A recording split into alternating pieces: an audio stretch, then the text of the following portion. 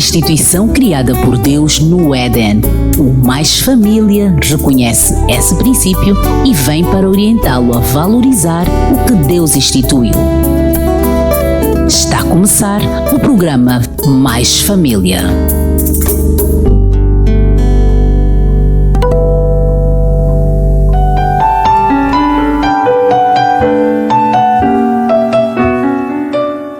Amigo ouvinte, já chegamos e bem dispostos porque temos a certeza que você nos acompanha. Por essa razão, convidamo-lo a continuar desse lado até o fim. Olha que só o Mais Família lhe passa boa disposição, orientação e sabedoria. E como Mais Família é tudo isso, hoje falaremos de um novo tema em como educar os filhos, prevenindo-os às feridas emocionais do futuro. Em torno desse tema estará a nossa psicóloga, Giovânia Macosa. Olá, seja muito bem-vinda. Gosto, muito obrigada, amada. Caleta, é sempre um prazer. Mas eu já quero olhar, só que agora tenho de me virar sempre. Mas é sempre um prazer estar aqui. Igualmente. Em casa. É casa. Já estamos em casa mesmo. Como tem sido? Olha, nunca perguntamos sobre isso. Como tem sido o seu dia a dia como psicóloga? Eu, para além da psicologia, tenho formação em educação da primeira infância também. Então, o meu foco principal é atuar nas debilidades que trazem as crianças, especialmente as crianças com necessidades educativas especiais, com algum transtorno do foro neurológico. Então, eu trabalho nas estimulações, estimulando as crianças com transtornos, preparando as mesmas para uma possível inclusão, ou seja, as crianças antes de entrarem para um ambiente de escola, elas passam por mim no sentido de serem treinadas e estimular e desenvolver as habilidades propriamente dita que lhes garanta ou lhes confira critérios para inclusão. Então este é meu trabalho. E tem aparecido muitas crianças? Muitas, tanto que por essa altura nós estamos sem vagas para mais crianças, mas o nosso coração é grande, há sempre espaço para mais uma. Mais uma, de repente a sala já não tem espaço. Não tem espaço, se tivéssemos que ter todas as crianças ali para oferecer ajuda, porque os resultados que têm vindo a surgir, hoje, por exemplo, estamos a mandar a maior parte da turma para a inclusão, quer dizer que houve um grande desenvolvimento, grande crescimento das crianças que conseguiram atingir os critérios que são exigidos para que elas sejam passadas, né, para a inclusiva. Então, o nosso desejo é que as outras que estão lá, que são a ser guardadas pelos pais com medo de as exporem na sociedade, tragam elas para que elas sejam, para que lhes seja dada também a oportunidade delas poderem se inserir, serem elas próprias, porque apesar da dificuldade psicológica que essas crianças têm ou dificuldades neurológicas, elas têm direito também de se socializarem, têm direito à escola, têm direito a terem amigos e sobretudo a terem pessoas perto que as amam. Então esse é o nosso principal papel. E também fora disso eu também atuo como terapeuta para crianças que têm dificuldade de aprendizagem, não com transtornos, mas simplesmente dificuldades que acometem o processo cognitivo também e interferem na aprendizagem dessa criança no ambiente escolar. Geralmente os pais profissionais dessa área, mínimo sinal que tiver em casa já fica assim a estudar o filho. Será que meu filho também precisa de ajuda? Acontece isso em sua casa? Vivemos numa era de muitas visualizações e de muitos questionamentos, e de minha parte, né, como especialista na área, todo um comportamento que os meus filhos tendem a ter, até mesmo o caso da enurese noturna. As pessoas sabem que é enurese noturna, podia. É o famoso xixi-cama, né? Muitas pessoas não têm noção do que as crianças que fazem xixi na cama passam psicologicamente falando, né? E uma parte do meu treinamento também é estudar Analisar as questões que levam as crianças a desenvolverem até numa idade que já não é própria, porque de 8 anos para baixo pode ser normal a criança ter a enurese ou xixi-cama, mas de 9, 8 para cima já não é uma questão normal. Então os pais precisam preocupar-se quando a criança tem uma idade já avançada, tende a ter essa situação da enurese. Ou a criança uma vez deixou de ter enurese noturna, depois ela volta a ter mais uma vez essa situação. Então eu, da minha parte, tomo muita atenção quanto a isso. Quanto às situações emocionais dos meus filhos, teve essa situação, esse incidente, eu tenho que questionar o que se passa, porque às vezes é uma maneira dele reagir às questões emocionais, às reações, aos gatilhos que ele recebe do meio. A outra questão também é todo o comportamento que os meus filhos têm, eu tenho de estudar, e isso faz com que muitas das vezes eu me policie, eu tenho que agir assim, se eu falar assim eu posso causar isso. E outras questões são o que aconteceram comigo. Eu nunca falei da minha vida, um dia teria o privilégio de fazer o meu histórico, né? Eu fiz educação, mas depois fui apaixonada a estudar psicologia e continuo estudando até hoje, porque o meu foco ainda é maior. Vários estudos que eu faço, várias analogias que eu faço, para além do que se recebe da academia, eu estudo em mim própria, porque quem eu sou hoje me permitiu. As coisas que eu vivi anteriormente, né, fizeram de mim quem eu sou hoje. Aí as pessoas veem, ouvem essa doutora que está aqui a falar bonito, mas não sequer imaginam o tanto de dificuldades que eu vivi psicologicamente falando, traumas que até hoje, adulta, vivo, sofro, e o sofrimento que eu vivo disso me fazem dizer, não, eu preciso alertar as pessoas para que as pessoas percebam, previnam-se, porque é aquilo que falamos em outros programas, que quando você previne as situações, identifica mais cedo, fica mais fácil trabalhá-las, mas quando você identificar tarde, você vai se esforçar, já fica um pouquinho complicado, fica difícil, você chora, lembra aqueles adultos no quarto que choram, que negam-se a si próprios, não gostam de ser que são, não gostam de reagir como reagem, gostavam de reagir diferente, mas em função do que eles receberam da carga genética, do que eles receberam no meio, de que eles aprenderam visualizando os seus tutores, fizeram deles quem eles são. Então eu vejo isso e vivo trabalhando hoje como embaixadora da prevenção da boa educação, tanto é que o meu próximo livro vai falar sobre as metodologias adequadas a se usar no processo da criação e educação dos filhos também, porque aí eu trarei parte de mim, do meu conto, de todas as barreiras que eu fui passando e muitas ainda que eu venho passando, e às vezes causam-me lágrima, dor e sofrimento, porque eu preciso trabalhar e lapidar. Eu faço isso consciente, mas há adultos que não têm consciência disso, vivem, muitos a terem problemas relacionais, muitos a terem problemas até no casamento, porque elas não se conhecem, não sabem que se calhar o modo como elas reagem agora é um sistema de mecanismo de defesa por conta dos traumas que elas trazem desde a tenra idade.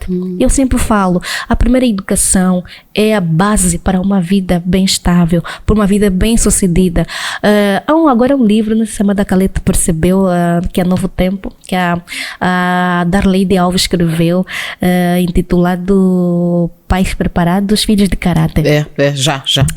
Eu aconselho, né, todos nós a lermos, a analisarmos, porque traz abordagem muito boas para todos nós, pais e educadores, no sentido de usarmos as ferramentas próprias no momento certo.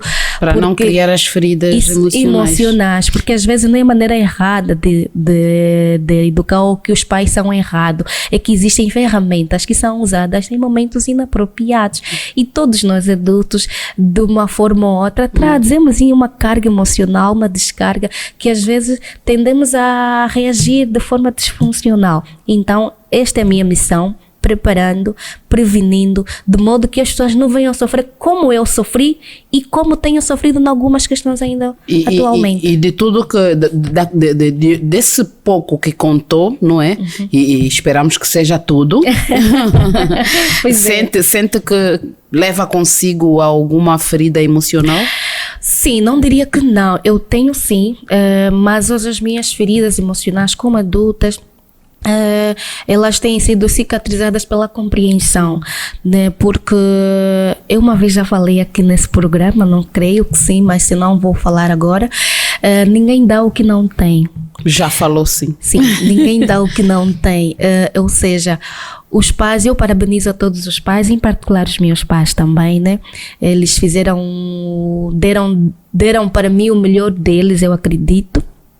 Errado ou certo, mas era tudo do melhor que eles tinham e de facto eles não poderiam ter dado o que eles não receberam, ou seja, isso se torna um ciclo vicioso. O pai recebe e também vai dar, o filho dele vai dar por dentro dele, e aquilo torna-se um ciclo vicioso. Então, se não vier alguém que quebra isso, alguém que venha trazer bagagem, abordagem, que faça com que as pessoas mudam de ideologia e modo de comportamento, aquilo, o ciclo vai girando. Então, nós somos fruto de quem nossos pais foram. Os nossos pais são fruto de quem os pais deles foram para eles. Então, eu não podia, nem devo exigir que os meus pais, ou condenar os meus pais por não terem educado como eles me educaram, porque era tudo que eles tinham. E igualmente, os pais atuais que são muito vencedores, permitam-me aqui parabenizar a todos os pais que lutam, acordam de manhã cedinho, muitas das vezes, né, deixam de viver por eles próprios. Aqueles pais que, mesmo às vezes cansados, chegam a casa, sentam ainda, tiram aquele tempinho para sentar com os filhos, para perguntar a cada um deles como foi o dia, para brincar, nem que for por 5 minutinhos. A estes pais eu bato pala. Eles merecem toda a nossos aplausos, porque os bons pais não se identificam pelas obras ou pela quantidade de presente que dão aos filhos, mas pelo tempo de qualidade que eles tiram, porque às vezes as feridas emocionais, já entrando na nossa temática, né, tende a surgirem muitas das vezes por conta da ausência dos pais. Os pais não sabem que mesmo o fato, ou só pelo fato dele estar ausente, está a criar um sentimento de abandono no filho, e o filho futuramente pode desenvolver uma neurose do abandono, e essa neurose do abandono fará com que futuramente, quando adulto, ele desenvolva comportamentos para que não se sinta, ou para prevenir possíveis abandonos. Crianças assim podem ser aqueles esposos, amada Calete, que controla a esposa a todo momento. Estás aonde? Não quer ficar sozinho, quer acompanhar a esposa em tudo quanto é canto, ou pode ser vice-versa. Essas pessoas podem estar podem estar diante de sinais de neuroses traumáticas por conta do abandono. Imagina, pessoas que possivelmente não se conheçam assim, podem ter em situações, muitos problemas, até a chegar ao divórcio, mas uma vez conhecendo, uma vez prevenindo, essas situações acabam sendo mais amenizadas, né? Mais compreendidas pelas pessoas que vivem dentro de um teto. Então, as feridas emocionais, elas causam, interferem na nossa convivência, na nossa maneira de reagir, no nosso fórum social. Então, elas precisam ser identificadas, mas antes mesmo de as identificarmos, precisamos preveni-las. E nós, os pais, claro, né? Somos aqueles seres, né? Somos os indivíduos que precisamos promover essa prevenção, aprendendo dia a cada dia. Nenhum pai é perfeito, amado pai, nem mesmo eu que estou aqui falando para si tenha traços de perfeição. Todos nós lutamos e aprendemos, e Jesus falou em sua palavra, né, que o meu povo perece por falta de conhecimento. Então a palavra de Deus tem belíssimas instruções para nós, os pais. A ciência hoje apresenta diversas ferramentas que nos podem servir como via propriamente dita para melhor educarmos e instruirmos nossos filhos, porque ninguém passou na escola de pai, amada Calete. Não tem um caderno de instrução. Não tem um caderno de instrução. Os filhos vêm sem catálogo, infelizmente. E vocês e nós, claro, né, porque eu também estou no mesmo barco, nós precisamos aprender a cada dia com eles próprios. É na prática. Os filhos nos ensinam É também. na prática o tempo todo. Olha, falou há pouco tempo da prevenção das feridas emocionais e passou assim pela minha cabeça. Existem mulheres, até homens também, que num casamento ou no seu lar não se sintam bem. Porque um dos dois tira a paz do outro e tudo mais. Mas depois ela vai desabafando com alguém e esse alguém diz, então por que você não sai? Por que você não toma alguma atitude? E ela diz, eu não posso, porque eu sei o que é viver distante dos meus pais. Então, eu não quero que os meus filhos passem por isso. Atenção, querido ouvinte, não é para dizer que as pessoas devem se separar, não. Isso é um exemplo. Há pessoas que sofrem violência doméstica, violência emocional e tudo, mas não conseguem participar à queixa. Certamente. Então, se eu participar, se calhar ele vai embora. Não é? Porque chega a um extremo em que, olha, tu que causas problemas em casa, então afasta-se para que as crianças cresçam bem. E ali a esposa já previne. Não, senão ele pode sair de casa e eu sei muito bem o que é viver sem um pai ou sem uma mãe. Isso é um tipo de prevenção a feridas emocionais? Sim, exatamente.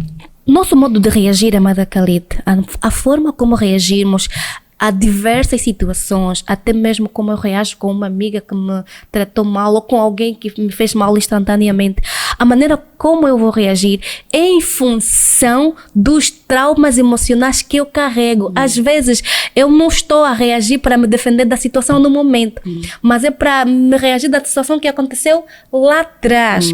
Por isso é que eu falo sempre na prevenção das feridas emocionais, porque definem-nos quem somos nós. Eu uma vez falei aqui sobre as memórias a longo prazo, elas vão se armazenando e a maior parte delas formam a base do nosso caráter. Ou seja, as feridas interferem na formação do caráter das pessoas e o caráter vai dar às pessoas a possibilidade de elas serem quem poderão ser. Então, as pessoas, Deus fez as pessoas perfeitas. Nós fomos feitas à imagem e semelhança de Deus. Nenhum ser humano foi feito para sofrer, mas infelizmente entrou um intruso. E esse intruso trouxe muitas complexidades, de modos até a inferiorizar a essência que Deus nos deu desde a origem. O ser humano perdeu a essência da benevolência, da bondade, do poder, dele poder influenciar positivamente o outro ser humano. Logo nascem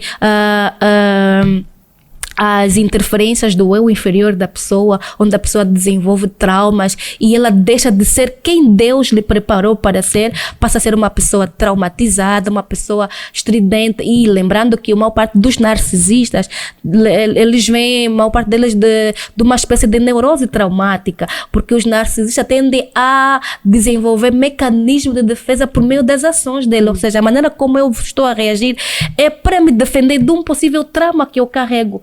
Tu não és a causa da minha ira, porque o que aconteceu fez com que acionasse em mim uma memória foi ativada em mim, e ao ser ativada essa memória, eu trago comigo toda a força que eu tiver para me defender e me prevenir de um ataque. Por exemplo, essa mãe que disse que eu não quero não posso. Já vivi, eu sei o que é ser abandonada. Então não quero que os meus filhos passem por isso. Então ela até mesmo de forma inconsciente, tanto é que muitas das ações que nós tendemos a ter nos nossos momentos de auge não são ações do consciente presente, vem do inconsciente. Ou seja, eu não sei quem eu poderei ser quando eu estiver muito chateada. Não sei. Ou seja, o ser humano é de facto aquela pessoa quando está no auge do estresse, do auge da explosão. Aí quem é a pessoa? Agora, quando estamos aqui, a gente tende a camuflar, né? Quem de facto nós somos. Mas a pessoa que tem capacidade para poder controlar a explosão é uma pessoa de grande valor, de uma grande personalidade. E quem dá esse forte, essa personalidade, é a maneira como essa criança cresceu, é a maneira como ela soube gerir as emoções. Não é que todo mundo que foi mal educado terá feridas emocionais. Não, isso não acontece. Isso não é taxativo, não é fixo que todo mundo que teve maus tratos tende possivelmente de ser rotulado como uma pessoa que terá ferida no futuro. Nem sempre acontece em detrimento das diferenças que cada um de nós temos. Mas as feridas emocionais, né, têm sido uma das ferramentas principais da psicanálise para poder então avaliar o estado mental e de saúde emocional até psicológica de qualquer paciente que vai para uma unidade hospitalar psiquiátrica. Ok. Eu ouvindo-te a falar é tão bom, né? É tão bom. E eu fiquei assim pensando, mas por que essa informação só chegou agora? Por quê? Eu vou já... Vem outra questão. Nos anos 80, pois é, haviam psicólogos? Sempre houve. Sempre houve, não é? Então, onde é que estavam os psicólogos na altura que éramos castigados, nos anos 90, éramos castigados, não fez a tarefa, ajoelha ali por cima das pedrinhas, outras pedras na mão, e a gente apanhava tanto da professora, do professor. Será? Mas temos feridas emocionais hoje? Bem, e os pais ainda iam para lá, dá-lhe mais. Assim o pai viu o sinal na hora de dar banho ao filho. Bem, os pais davam banho aos filhos não na altura. Hoje os filhos tomam banho sozinhos. Onde é que estavam os psicólogos naquela altura que não nos defenderam? A nossa sociedade, amada Caleta, tende a evoluir a cada vez mais. Pela graça de Deus, a informação tem ainda a nos chegar, até porque vivemos numa era de informação também. E eu acredito que Deus não vai condenar os pecados que foram feitos na fase de... Foi falta de informação. Do desconhecimento. Em parte, sim. Mas os pais vitoriosos de hoje são esses que apanharam ontem. Mas olha, eu posso aqui dizer e afirmar que muitos pais que aplicaram rigor aos seus filhos, e a maior parte deles são pessoas bem-sucedidas hoje, não aplicaram seu rigor. Foram aqueles pais que demonstraram não amor de forma direta ou afetividade de forma direta, mas demonstraram afetividade no cuidado da mãe, como cuidou a mãe, só do fato dele estar presente ali como pai, a figura paterna. Ou seja, só a presença da figura paterna já garante segurança aos filhos. Segurança. Outra coisa, foram esses pais que de uma forma ou outra demonstraram a afetividade, liberando os filhos para uma outra atividade, dando valores para que os filhos adquiram alimentos.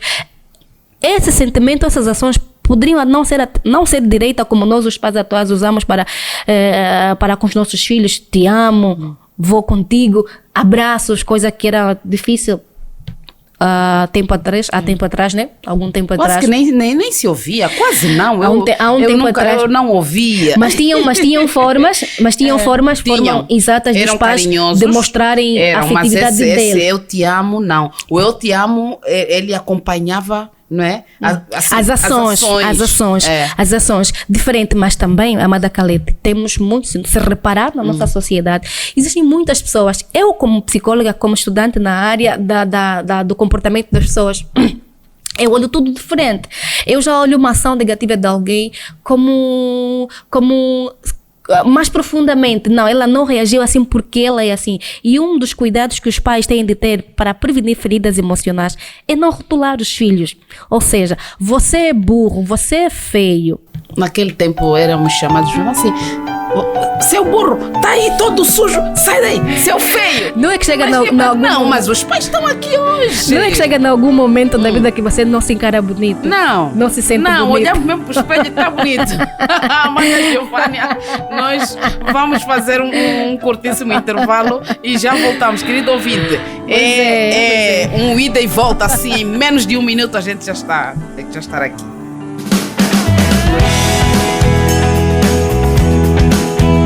Rádio Advento 93.9, a sintonia da esperança. Você sabia que a sua mente também pode ficar doente? Sabe, aquele cansaço, falta de energia e falta de vontade de fazer as coisas que antes lhe davam prazer? Isso mesmo, e para lhe ajudar a resolver estes e outros problemas que envolvem o seu bem-estar emocional, surge o programa Dose de Terapia, de segunda a sexta-feira aqui na 93.9, a Sintonia da Esperança.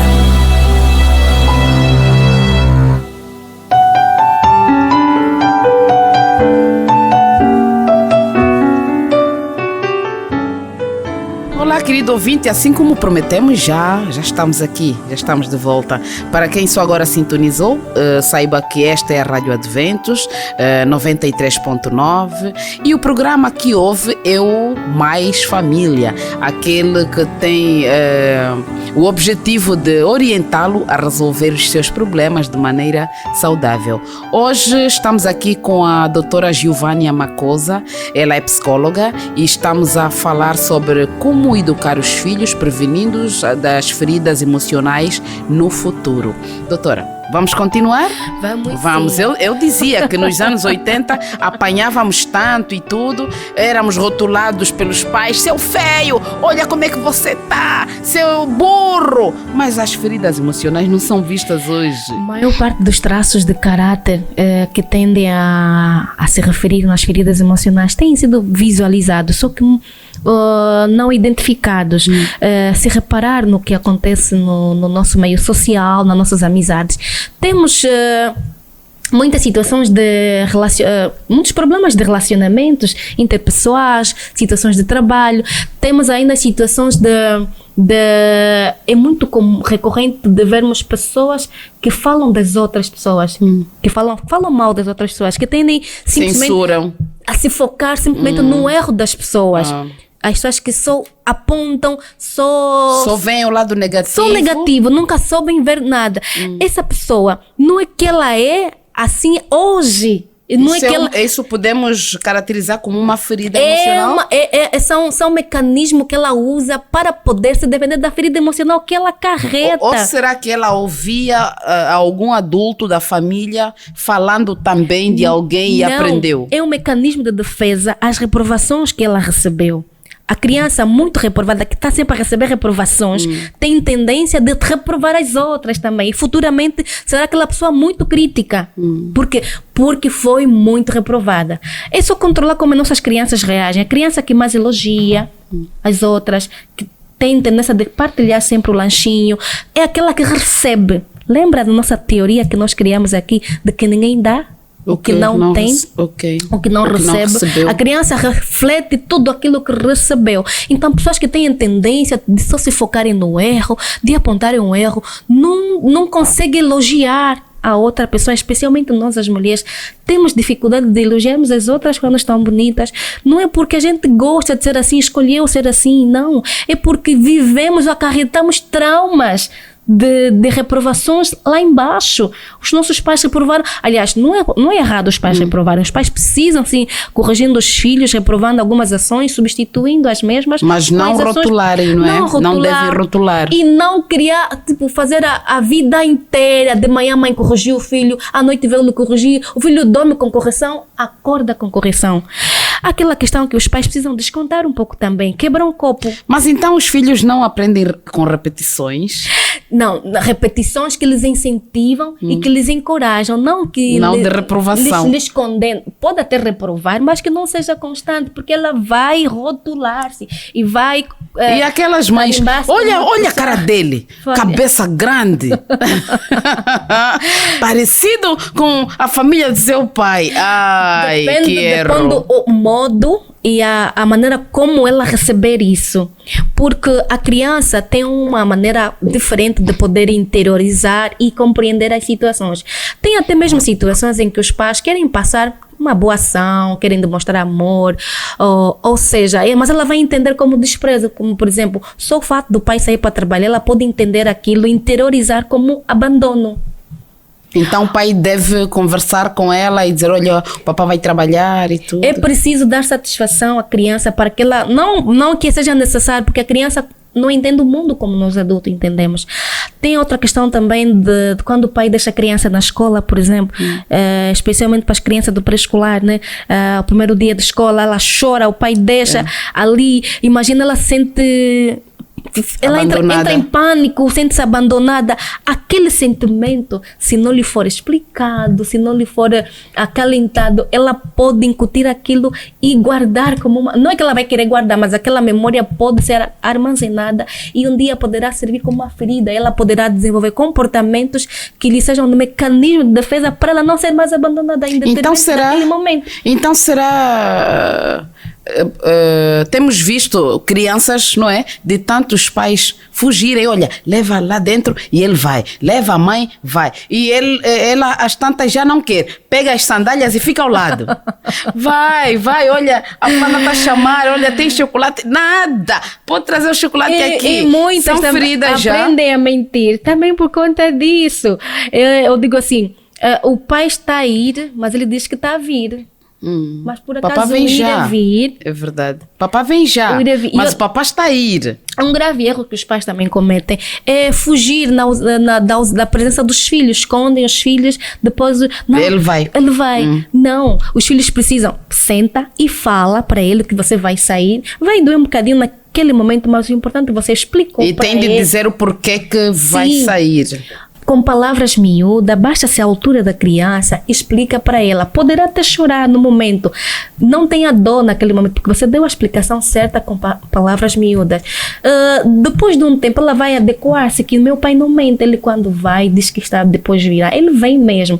E ele quando diz que vai trazer algo, ele traz, ele cumpre. Então, esse comportamento, ou tais comportamentos, começam a servir como base para fortalecer ou enfraquecer a personalidade que essa criança ou que esse indivíduo, enquanto criança, poderá ter amanhã, também quando tiver sua família. Então, nós somos hoje, as pessoas adultas, reagimos como reagimos em função do meio em que cada um cresceu. Claro, né? Um reagiu diferente do outro em função das diferenças que cada um de nós tem, metabólicas, enfim, nós tendemos a reagir de formas diferentes, temos estruturas, reações diferentes, então acabamos saindo diferente, ou seja, um grupo de filhos acaba não tendo o mesmo perfil, mesmo sendo criado por pais, pelo mesmo pai e pela mesma mãe, de facto, mas acabam tendo perfis diferentes em função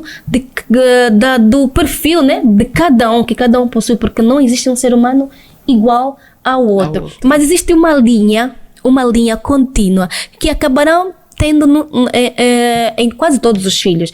O que vai diferenciar, o que vai definir o grau de maturidade desses filhos é a abertura cognitiva, é o modo de como as pessoas veem o mundo, como eu vejo o mundo, como eu encaro alguém que antes era minha amiga e agora me desprezo. Como eu devo reagir? Imagina, alguém foi muito minha amiga, hoje ela nem olha para mim. Como eu devo encarar essa pessoa? Como eu devo olhar, entender isso? Há quem poderia traumatizar-se, poderia chorar, poderia questionar, poderia isolar-se por conta disso, poderia falar mal, talvez, né? Mas há alguém com uma maturidade bem mais ampla, uma compreensão bem mais aberta, poderia dizer não. Deus, muitas das vezes, permitem que cheguem pessoas na nossa vida e quando elas cumprem a missão pelas quais Deus as designou, elas têm de ir, nós temos de as deixar ir para que outras pessoas venham. Então, se você perdeu uma amiga, alguém se foi sem dar justificativa, não sofra. Possivelmente seja um caminho de bênção que se abriu em sua vida. Então, aceite isso, porque Deus não manda anjos com asas, né? Deus envia anjos igual a você, personificados. Então, se alguém foi em sua vida, entenda isso como uma possibilidade, ou melhor, ou que essa pessoa já cumpriu a missão que tinha de fazer na tua vida e abra a possibilidade de outras pessoas trazerem as bênçãos. Então, para chegar até essa compreensão e eu não desenvolver outras complexidades do fórum mental, eu preciso ter essa compreensão. Mas há quem não tem maturidade para chegar até essa compreensão. A prova disso é o que se vive na adolescência, na adolescência hoje, que é o indivíduo que tem constante agitação, perturbação por conta dele não saber quem ele é de facto. É uma criança ou é um adulto? Ele está no meio desta confusão. Então é uma criança que está para se gerar para ser um adulto. Então, ela fica sem ter identidade. Então, tudo que ela viver nessa fase vai parecer que, para nós os pais, né, que passa da incompreensão dela, nós não entendemos e queremos que elas vivam como nós entendemos e elas não entendam. Quando o pai diz, não vai, estuda, minha filha. Há adolescentes que não querem saber disso. E o facto de elas não quererem saber disso demanda o nível baixo de compreensão que elas têm. Ou seja, elas não chegaram no nível de maturidade de compreensão. Quando é que elas chegam? Quando vivem a situação. E por que não chegaram? Porque há adolescentes que não demonstram, ou melhor, não dão tanto trabalho quanto outras. O nosso cérebro quanto outros. Não entende quando não contextualiza. Eu só vou compreender um assunto quando contextualizar. Isso acontece com muitos estudantes nas academias, que às vezes eles acham que vão para a academia para aprenderem. Se forem para aprender um conhecimento que nunca ouviram, nunca vão aprender. Eles têm de ir à academia para desenvolver o que eles já sabem. Então, o adolescente, se ele não chegou à compreensão porque aquele assunto não lhe chegou à maturidade. Muitos de nós vivemos assim também. Só entendemos, de facto, a dor do outro quando você passa pela dor. Então, o conhecimento é contextualizado cognitivamente. Eu ouvi, vi, e ao poder desenvolver um conhecimento é porque eu já tenho um preconceito, já tenho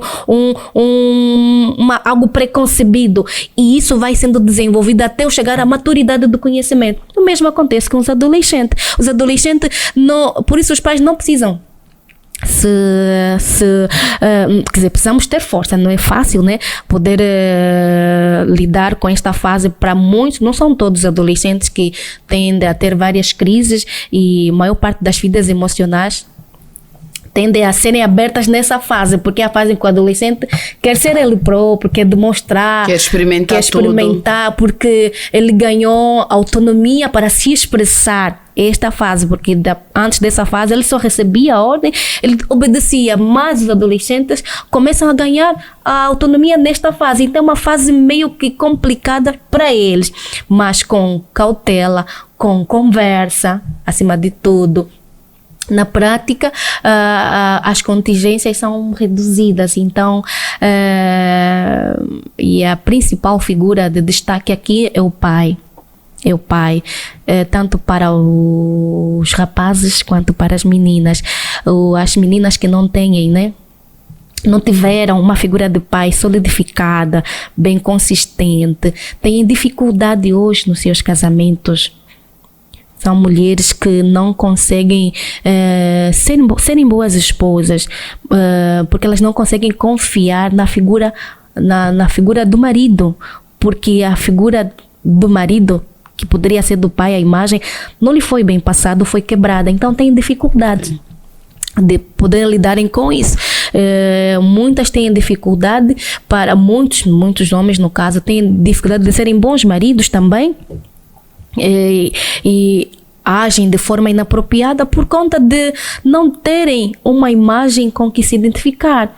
E às vezes acabam se identificando ou se vinculando às amizades na rua, que de facto acabam não sendo a melhor escolha. E tudo isso porque houve uma lacuna, houve a falta de preenchimento. Às vezes as feridas emocionais não vêm só por palavras difíceis, duras, por rótulos, pode vir também pelo fato dos pais estarem ausentes. Por isso precisamos prestar a máxima atenção. A ausência que temos dado aos nossos filhos, né? Eu sei que o trabalho dignifica o homem, é próprio para o nosso sustento, Deus deu essa ordem para os homens, mas não nos esqueçamos que lá atrás a gente deixou os nossos filhos e eles precisam de nós, e se a gente não preencher essa lacuna, vai continuar vazia. Imagina, o tambor vazio, o que é que faz? Muito barulho. Muito barulho mesmo. Então, é preciso preencher. Uma pessoa bem preenchida não faz barulho quando adulto. Então, se há um adulto a fazer muito barulho, muita confusão, complicar os outros, não consegue se inserir no meio dos outros, está sempre a criticar os outros, é porque é alguém que porque se lhe deixou um vazio dentro, então é necessário que se preencha. E os pais de agora, nós os pais de agora, precisamos ter a máxima atenção a esse vazio, porque se não for preenchido, tornar-se-á em feridas, e essas feridas vão dar às crianças, no futuro adultas no caso, mecanismos de defesas inapropriados, ou seja, forma de reação inapropriadas. E como lidar com as feridas emocionais?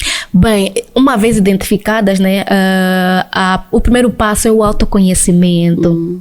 A pessoa precisa conhecer e saber quais são as raízes. Lembra que falamos outra vez no programa que uma das ferramentas principais da psicanálise é estudar os traumas, as neuroses traumáticas que essa pessoa traz, o que ela passou, o que você viveu, quem foram os teus pais, como foi o ambiente familiar, como foi os teus pais se separaram, por exemplo, filhos de pais separados tendem a ser pessoas com maior tendência de abandonar o trabalho, sem vigor, sem vontade de desenvolverem na vida. Muito, não são todos, mas alguns são pessoas que também desenvolvem outros traumas. E muitos tendem a enveredar, por exemplo, para a delinquência, no caso de adolescentes. Então, essas feridas precisam ser acauteladas. Algumas não têm como, vão mesmo passar por conta da nossa fragilidade. Somos todos defeituosos como seres humanos, mas eu digo sempre uma coisa: existe uma metodologia que acaba lapidando todo qualquer defeito de um pai. É a presença, o tempo de qualidade que o pai tira, a mãe tira para dar para esse filho, o fato de você sentar e nem que forem poucos minutos demonstrar, ou então demonstrar em atos e ações de facto que garantam segurança e proteção a esse filho. Então, ouvindo tudo isso, eu já pergunto: como educar nos dias de hoje? Marco Maias é um psicólogo que também é educador. Eu aprecio muito as suas falas. Uma das suas abordagens, quando entrevistado, ele disse que os pais precisam tomar atenção a duas ferramentas principais para educar os filhos. E não falha de facto. Essas ferramentas são amor, ou seja, amor e rigor. Amor, rigor. Mas esse rigor que a psicologia reprova. Não, a psicologia não reprova o rigor. É uma das ferramentas propriamente essenciais para a educação. Os pais rigorosos tendem a ter filhos mais equilibrados, mas o rigor tende a caminhar junto com o amor. Ou seja, eu corrijo os meus filhos, disciplino eles severamente, coloco eles a fazer as atividades em casa, exijo, mas também, por outro lado, eu estou os amando. Isso fará com que eles confiam em nós, eles se sintam protegidos e eles entenderão que quando o pai me pôr a lavar a louça, se o pai ou a mãe me pôr a lavar a louça, me pôr a arrumar a cama, não é porque ele não me ama, é porque ele me ama. E eu, quando faço isso, meu pai fica mais feliz. Então vou repetir isso porque eu sei que é uma ação boa. Mas quando eu erro, o meu pai corrige-me. Porque o pai, a mãe, que Deus espera de nós, é aquele que não passa a mão na cabeça diante dos erros dos filhos. Uma das coisas também a evitar, que os pais precisam evitar, é expor os filhos a terceiros. Olha, esse miúdo, ele fez isso, ele nem tem juízo, fez aquilo. Estás a falar do teu filho às amigas, ele está aí presente. Meu Deus, baixa a autoestima da criança. Olha, mas antigamente era assim. A mãe, alguém chegava a uma mãe e dizia: olha, seu filho namora. E ela dizia: namora com quem? Com a filha da fulana? Ok. Quando encontrar os dois, você namora com meu filho. Esse que eu é que faço isso por ele, eu é que faço isso por ele. Vai aí para o quarto dele para ver como é que está desarrumado. Esse é um porco, esse é um... Assim mesmo. Isso tira, de facto, tira a essência da pessoa, diminui a pessoa. Quando o teu filho erra, não chama o tio para lhe corrigir. Até pode, mas desde que não comprometa cognitivamente e emocionalmente o teu filho.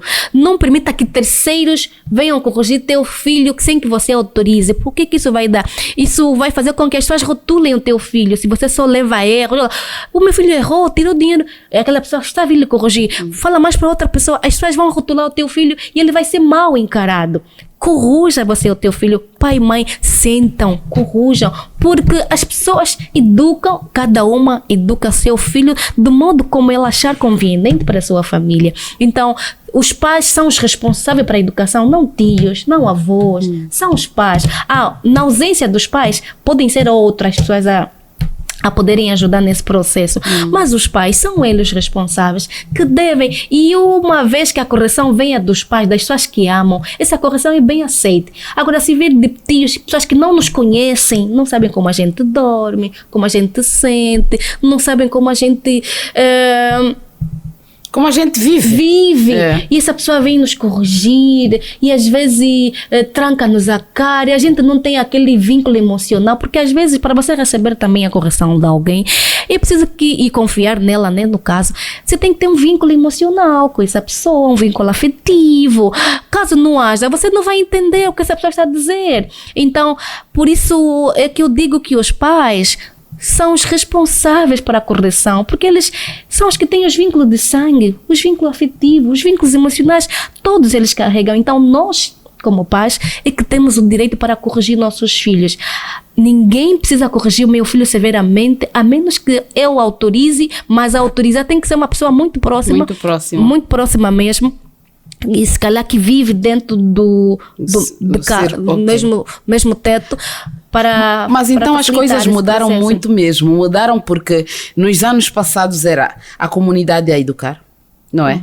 Eram, quando digo comunidade, são vizinhos, pessoas próximas dos nossos pais, mas, quer dizer, não digo próximas assim, daquela amizade, não mas sabia, esse é filho do fulano e está a fazer isso, está a comportar-se mal, eu vou lá e dar um corretivo. Dessas dificuldades que os pais não precisam expor, não devem expor, são aquelas que aconteceram dentro do lar onde eu, pai, simplesmente presenciei. Eu não preciso levar aquelas para fora, mas, claro, aquelas que o vizinho visualizou, viu, presenciou e como um bom instrutor, claro que ele pode dar um corretivo na minha ausência. Agora, eu, pai, tirar de dentro de casa os podres do meu filho para levar para fora, isso é traumatizante para a criança. A criança se sente desrespeitada. E era mesmo assim, não é? Muito desrespeitada. O que acontece no vosso círculo familiar é lá onde tem que ser resolvido. Tem que tratar lá. Nada de chamar o tio que está lá distante e tudo. Porque até o tio pode não ser culpado de tudo isso, mas o tio vai poder olhar mal aquela criança, vai olhar como a criança... As pessoas... Não, mas o tio era encarado como uma figura que resolvia tudo, não é? É verdade, ainda é, não é? Permita-me aqui para parabenizar, muitos tios têm agido muito bem. Mas tios que não vivem com os sobrinhos. Atenção, era a mãe ou o pai a dizer, chame pelo seu tio e eu vou explicar isso. Mas a responsabilidade ainda assim é do pai. É do pai. É do pai, porque a maneira como você educa fará com que os teus filhos reajam como reagem. Então, não é do tio. Deus, quando um dia poder cobrar isso, não vai cobrar do tio, vai cobrar do pai e da mãe. Então, é nossa responsabilidade. Do tio, uma vez que os pais estejam ausentes, sim, mas presente os pais, são eles responsáveis, não devem transferir responsabilidade a ninguém, que só Deus conferiu aos pais. Então nós os pais precisamos estar presentes. Eu me esqueci de uma coisa muito importante que eu queria falar agora, só não sei se me virá à mente. Algo muito importante. Enquanto não vem à mente, eu já aproveito. Hoje há classificação para tudo. Então eu quero perguntar, quantos tipos de feridas emocionais existem? Bem, as feridas emocionais podem ser entendidas como neurose. Neurose é a reação negativa, que é o mecanismo das reações negativas que muitas das vezes usamos a diversas situações que acontecem. E elas podem ser neurose traumática, né? A neurose traumática pode vir devido a um trauma, um abuso na infância. Temos também neurose do abandono, aquele caso que eu falei sobre a criança... A criança que faz xixi na cama. Não, sobre a pessoa... No princípio falou sobre isso. Sim. E veio também um termo ali... A enurese noturna. Pois é. Sim, a enurese noturna pode ser um trauma presente. Mas por que tem esses nomes tão complicados? Enurese presente. É que a pessoa não entende. Imagina, parece a gastronomia, não é? Prego no pão. O que é o prego no pão? É o pão com bife. Não faça isso. O neuro vem de neurônios, né? Vem através das conexões neurais e das sinapses que recebem as respostas. As respostas que vêm através das sinapses. Pois, agora aparece diante de uma mãe a dizer o filho faz xixi e vai dizer que o seu filho sofre de... Não, às vezes o xixi-cama é uma situação neurótica presencial. Pois agora, às vezes porque a criança está triste, ou porque a criança tem uma situação não resolvida do pai e da mãe. Por isso é que fez xixi na cama. Sim, os pais estão a complicar-se, os pais discutiram uma situação conturbada dentro do lar. Então as crianças, tá depressiva essa criança. Sim, as crianças reagem com comportamentos, por isso temos que tomar atenção a essa situação. Xixi-cama não é só para... quando for de 8 anos para baixo, até lá nesta fase é normal, absolutamente normal. Mas agora uma criança de 8 para cima, 9, 10, 11, a criança de xixi-cama, é preciso fazer uma análise. Tem de levar ao psicólogo.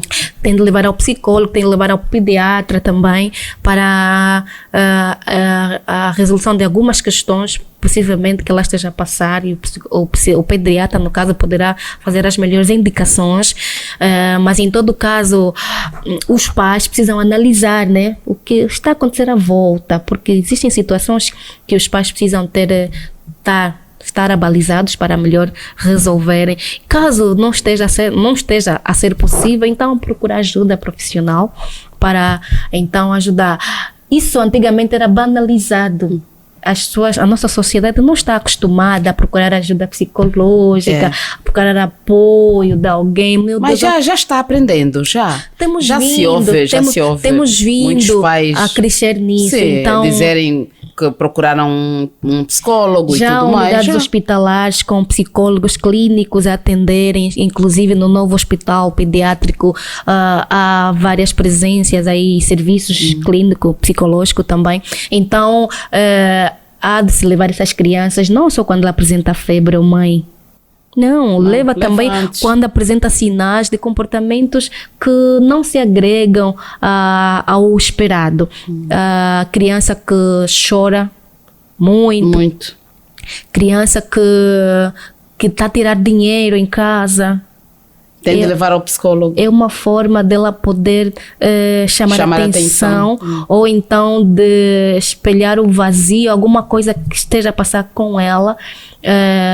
Criança que não para, criança que bate nas outras, criança que, em vez do pai condenar, xingar, e outra coisa é a criança que não tem autonomia para escolher. Mas uma coisa também é os pais liberarem. Estamos aqui a falar que os pais precisam dosear. Tem de haver sempre dos pais equilíbrio. Super protegerem. Não estamos a querer apelar ou apoiar a superproteção. Lembra, a superproteção é igual a educação só de forma rígida. A superproteção, repito, é igual a educação só com rigidez. São dois extremos, não é? Sim, são dois extremos. Liberalismo, rigor. E rigor, ao extremo. Então, nós precisamos cuidar. Os pais que superprotegem são idênticos aos pais que têm rigor ao extremo. Então, é preciso dosear rigor e amor. Não, os pais que super protegem, esses dão liberdade. Certo. Ok. E os que são rigorosos? Suprimem a liberdade das crianças, mas no final de tudo eles acabam tendo os mesmos transtornos futuramente. Então é necessário dosear. Criança pequena pode lavar louça. Só o facto dela lavar louça estará aprendendo muitas habilidades e pode arrumar a cama. Põe a criança como responsável de uma atividade dentro do lar, vai fazer desenvolver outras habilidades cognitivas, e isso ajuda muito no processo de desenvolvimento do caráter das crianças. A dado momento eu pensei, o modernismo é bom, a evolução é bem-vinda, mas também tem muito trabalho dentro dela. Querido ouvinte, assim terminou a nossa conversa com a doutora Giovânia Macosa, ela que é psicóloga, Ela explicou-nos aqui uma série de coisas para educar as crianças. Olha, hoje não está fácil. Essas crianças são mesmo pequenos reis, não é? Pequenas rainhas.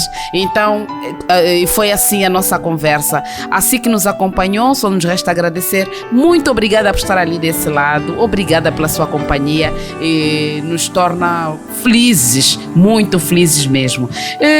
E aqui do nosso lado, dizer que o Mais Família teve a coordenação de Zacarias dos Santos, supervisão de Soraya Laureano, técnica e sonoplastia de Luciana Mucage, produção e apresentação de Conceição Calete. Eu já sei que você sabe o que eu vou dizer. Até a próxima edição. Tchau!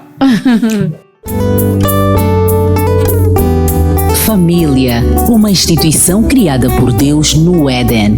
O Mais Família reconhece esse princípio e vem para orientá-lo a valorizar o que Deus instituiu. Mais Família.